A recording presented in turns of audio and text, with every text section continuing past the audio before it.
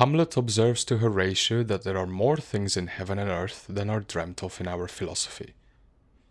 This was the selfsame explanation that was given by beautiful Rita to her lover Camillo on a certain Friday of November 1869, when Camillo laughed at her for having gone, the previous evening, to consult a fortune-teller. The only difference is that she made her explanation in other words.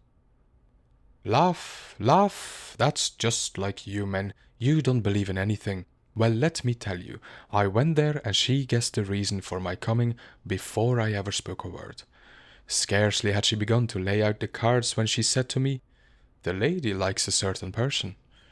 I confessed that it was so, and then she continued to rearrange the cards in various combinations, finally telling me that I was afraid you would forget me, but that there were no grounds for my fear. "She was wrong," interrupted Camillo with a laugh. "Don't say that, Camillo. If you only realized in what anguish I went there, all on account of you. You know, I've told you before, don't laugh at me. Don't poke fun at me." Camillo seized her hands and gazed into her eyes earnestly and long. He swore that he loved her ever so much, that her fears were childish. In any case, should she ever harbor a fear, the best fortune-teller to consult was he himself. Then he reproved her, saying that it was imprudent to visit such houses. Villela might learn of it, and then... Impossible. I was exceedingly careful when I entered the place. "Where is the house?" "Near here, on Guardavea Street. Nobody was passing by at the time. Rest easy. I'm not a fool." Camillo laughed again. "Do you really believe in such things?" he asked. It was at this point that she translated Hamlet into everyday speech, assuring her lover that there was many a true, mysterious thing in this world. If he was skeptical, let him have patience. One thing, however, was certain. The card reader had guessed everything.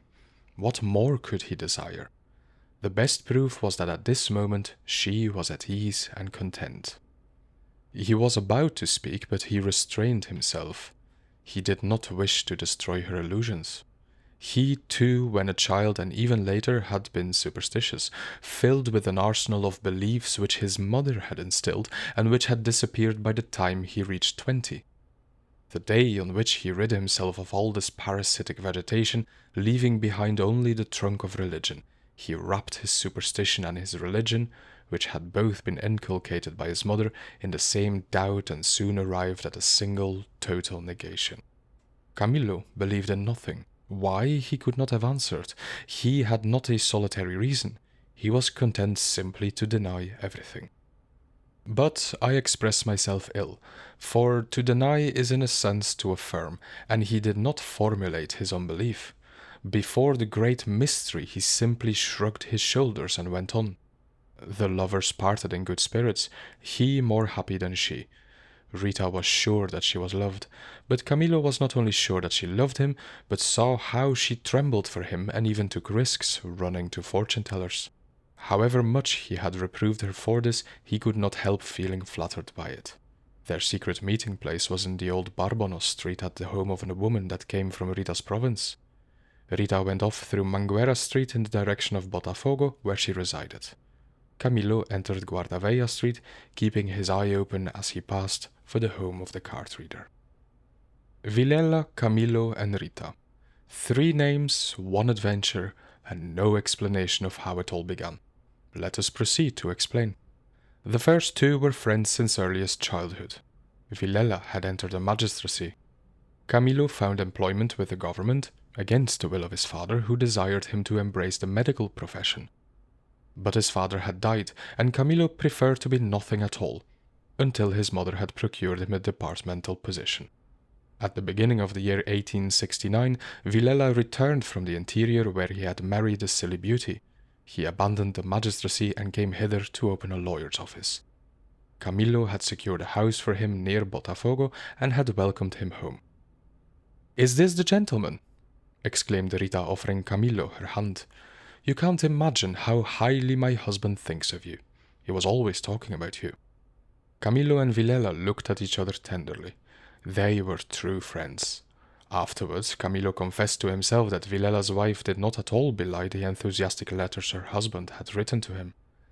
Really, she was most prepossessing, lively in her movements, her eyes burning, her mouth plastic and piquantly inquiring. Rita was a trifle older than both the men. She was 30, Villela 29, and Camillo 26. The grave bearing of Villela gave him the appearance of being much older than his wife, while Camillo was but a child in moral and practical life. He possessed neither experience nor intuition. The three became closely bound. Propinquity bred intimacy. Shortly afterwards, Camillo's mother died, and in this catastrophe, for such it was, the other two showed themselves to be genuine friends of his. Villela took charge of the interment, of the church services, and the settlement of the affairs of the deceased. Rita dispensed consolation, and none could do it better. Just how this intimacy between Camillo and Rita grew to love, he never knew. The truth is that he enjoyed passing the hours at her side. She was his spiritual nurse, almost a sister, but most of all she was a woman, and beautiful.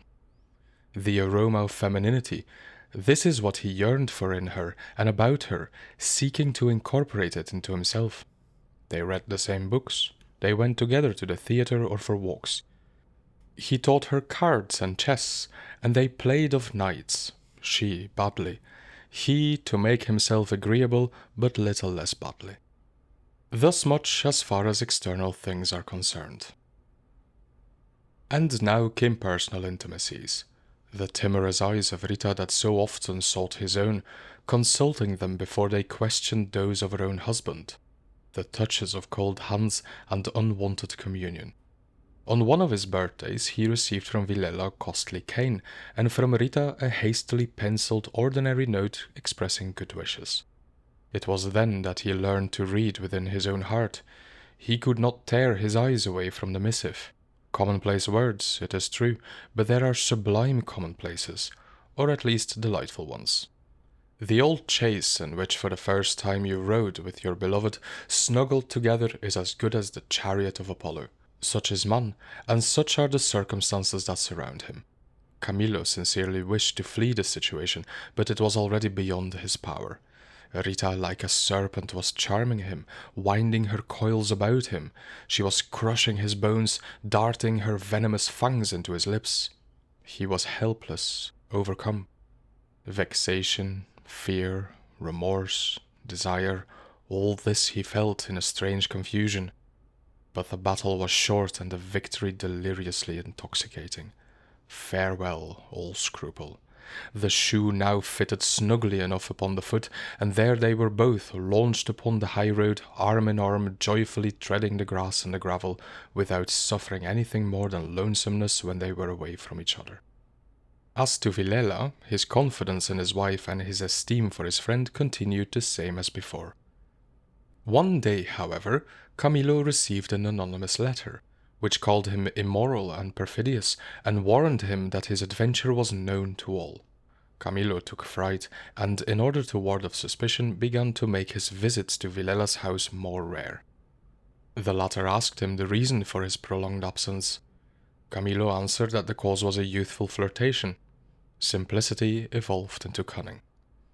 Camillo's absences became longer and longer, and then his visits ceased entirely. Into this course there may have entered a little self-respect, the idea of diminishing his obligations to the husband in order to make his own actions appear less treacherous. It was at this juncture that Rita, uncertain and in fear, ran to the fortune-teller to consult her upon the real reason for Camillo's actions. As we have seen, the card-reader restored the wife's confidence, and the young man reproved her for having done what she did. A few weeks passed. Camillo received 2 or 3 more anonymous letters, written with such passionate anger that they could not have been prompted by mere regard for virtue. Surely they came from some violent rival of his. In this opinion Rita concurred, formulating in ill-composed words of her own this thought: "Virtue is idle and miserly, wasting neither time nor paper. Only self-interest is alert and prodigal." But this did not help to ease Camillo. He now feared lest the anonymous writer should inform Villela, in which case the catastrophe would follow fast and implacably. Rita agreed that this was possible. "Very well," she said. "Give me the envelopes in which the letters came, so that I may compare the handwriting with that of the mail which comes to him. If any arrives with writing resembling the anonymous script, I'll keep it and tear it up." But no such letter appeared. A short time after this, however, Villela commenced to grow grave, speaking very little as if something weighed upon his mind. Rita hurried to communicate the change to her lover, and they discussed the matter earnestly. Her opinion was that Camillo should renew his visits to their home and sound her husband. It might be that Villela would confide to him some business worry. With this, Camillo disagreed. To appear after so many months was to confirm the suspicions and denunciations of the anonymous letters. It was better to be very careful, to give each other up for several weeks. They arranged means for communicating with each other in case of necessity and separated, in tears. On the following day, Camillo received at his department this letter from Villela. "Come immediately to our house, I must talk to you without delay." Camillo left at once.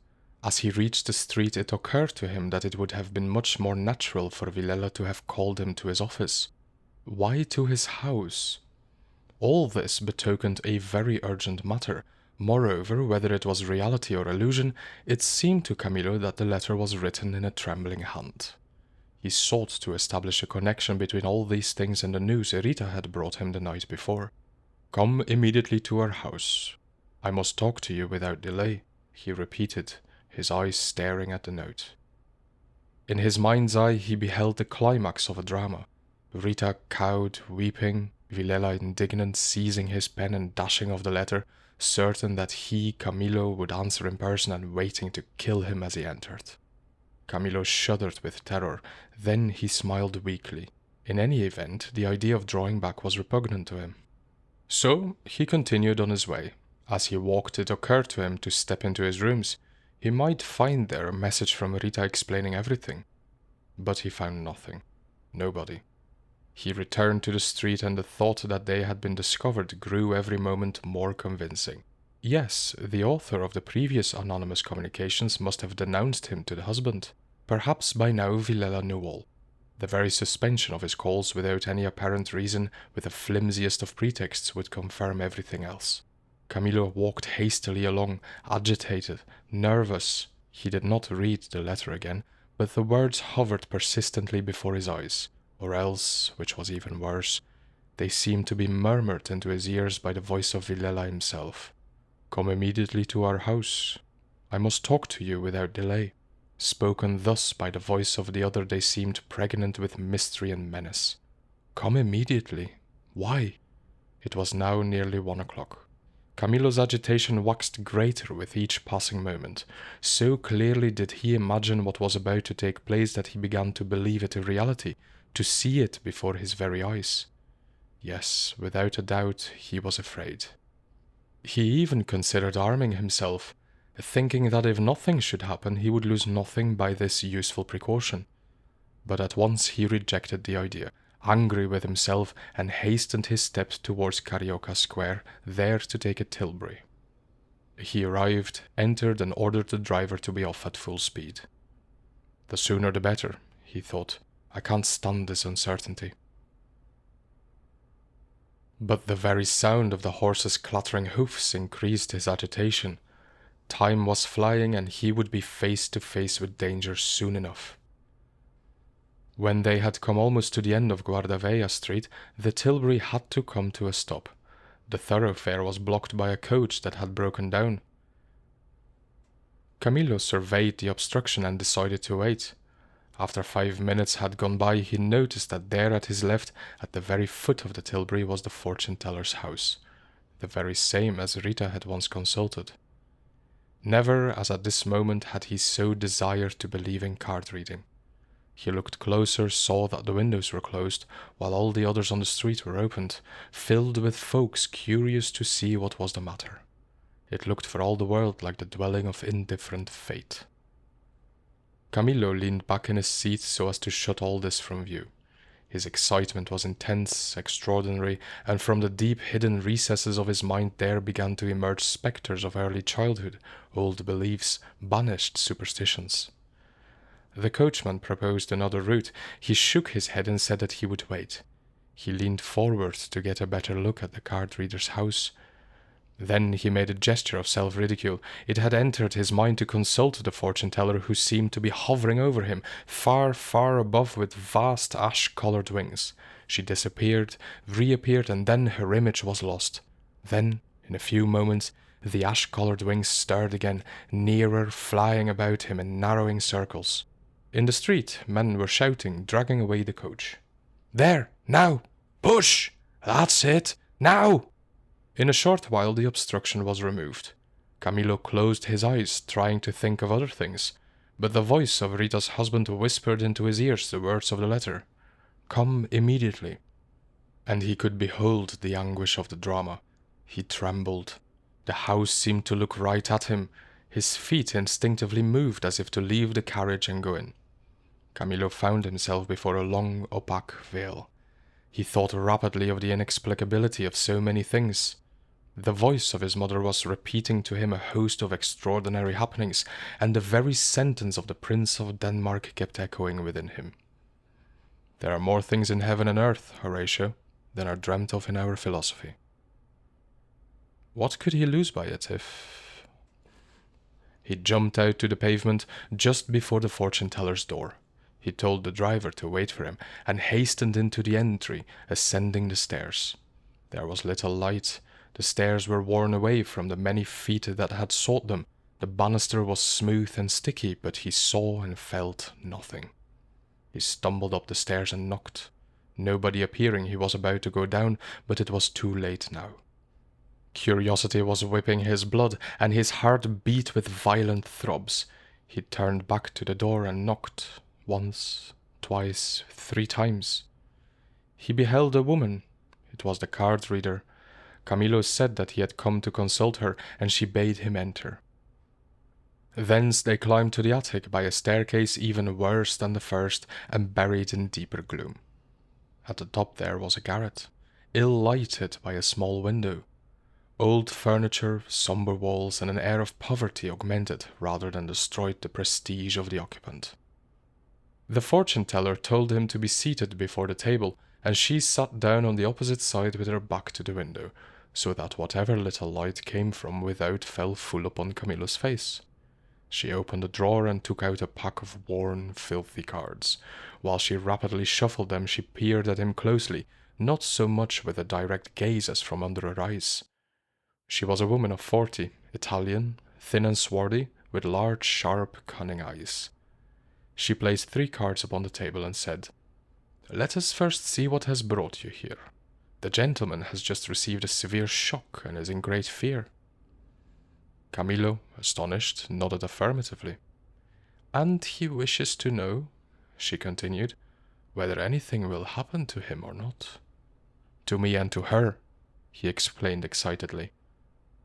The fortune-teller did not smile. She simply told him to wait. She took the cards hastily once more and shuffled them with her long, tapering fingers, whose nails were so long and unclean from neglect. She shuffled them well, once, twice, thrice. Then she began to lay them out. Camillo's eyes were riveted upon her in anxious curiosity. "The cards tell me."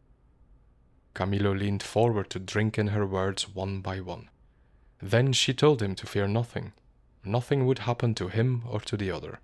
He, the third, was aware of naught. Nevertheless, great caution was indispensable. Envy and rivalry were at work. She spoke to him of the love that bound them, of Rita's beauty. Camillo was bewildered. The fortune-teller stopped talking, gathered the cards, and locked them in the drawer. "The lady has restored peace to my spirit," he said, offering her his hand across the table and pressing that of the card reader. She arose, laughing. "Go," she said. "Go, ragazzo innamorato." And arising, she touched his head with her index finger. Camillo shuddered as if it were the hand of one of the original Sibyls, and he too arose. The fortune-teller went to the bureau, upon which lay a plate of raisins, took a cluster of them and commenced to eat them, showing 2 rows of teeth that were as white as her nails were black. Even in this common action the woman possessed an air all her own. Camillo, anxious to leave, was at a loss how much to pay. He did not know her fee. "Raisins cost money," he said at length, taking out his pocketbook. "How much do you want to send for?" "Ask your heart," she replied. Camillo took out a note for 10 milreis and gave it to her. The eyes of the card reader sparkled. Her usual fee was 2 milreis. "I can see easily that the gentleman loves his lady very much, and well he may, for she loves the gentleman very deeply too. Go in peace with your mind at ease, and take care as you descend the staircase.